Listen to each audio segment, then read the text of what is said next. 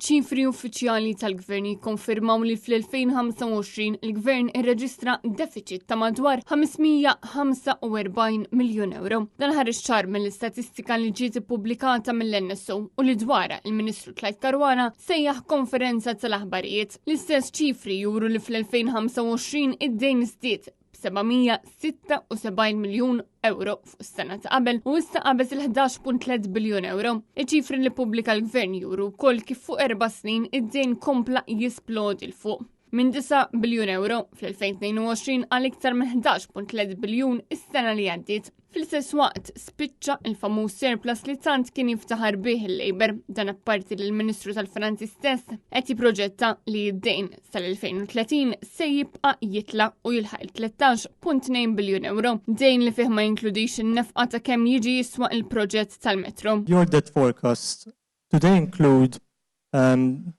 do they factor in the implementation of the metro that has been long awaited? Yes or no? No, irridu nfasslu irridu nfasslu l-libsa tagħna mill-pezza drab li jkollna.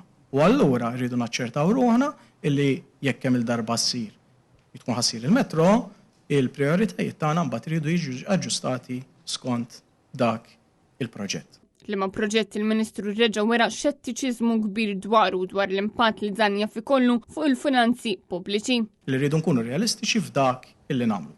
Proġett bħal dak jekk isir, alla ħares kollu jmur ħażin. Alla ħares kollu jmur ħażin għax m'aħniex qegħdin nitkellmu fuq soltu tnejn, imma qed nitkellmu fuq biljuni kbar. Mela allura r-responsabilità tiegħi ta' Ministru titlob li jkun hemm l-ewwel qabel kollox l-aċċertamenti kollha dwar il-vijabilità finanzjarja ta' xi ħaġa. Kien għalhekk li dan l-istazzjon fost limta tqansih li l-istess Ministru staqsa mill-ġdid lil Tlajd Caruana dwar in-nefqa tal-Malta Vision 2050 li ma nefqa il-Gvern ta' Roberta Bela qed jinsisti li jkompli aħbi.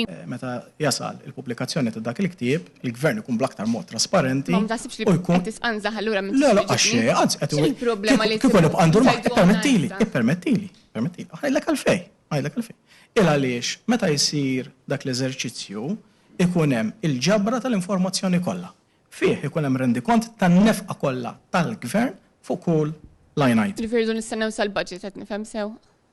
Yes. NetNews staqsaw koll il-Ministru dwar il-popolazzjoni tal-pajjiż li skont l-istess Ministru jaf titlaqat 800,000 persuna sa s-sena 2040 fejn il-Ministru qal li jonqos ħafna aktar sforz biex il-modell ekonomiku jinbidel għal wieħed ta' kwalità u mhux kwantità. Min issa l-qudiem irridu naraw kif aktar effort, kif aktar riżorsi ħajmorru fuq il-kapital u b'dak il-mod anke wkoll l-istess ħaddiem jigwadanja.